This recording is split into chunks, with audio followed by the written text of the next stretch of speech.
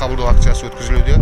Осы акцияның негізгі мақсаты Қазақстан Республикасының азаматтары мен Армения Республикасынан әкелінген автокөліктерді рәсімдеу жайтын, осы бойынша атқарылып жатқан жұмыстарды түсіндіру және толыққанды жауаптарын беру.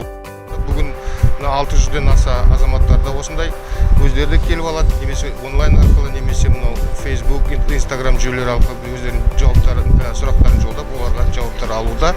Облысымызға Қазақстан Республикасы ішкі істер министрлігі берген тізіміне сәйкес 531-ден аса автокөлік әкелінген, оның 330-ы басқару рөлі сол жақта, қалған 201-і басқару рөлі оң жақта орналасқан автокөліктер болатын. Сол 330 автокөліктің қазіргі таңға дейін 5-еуі ғана рәсімделмей отыр. Оны осы 1-ші қыркүйекке дейін, яғни қалған 3 күннің ішінде біз толық рәсімдеп бітеміз деп жоспарлап отырмыз.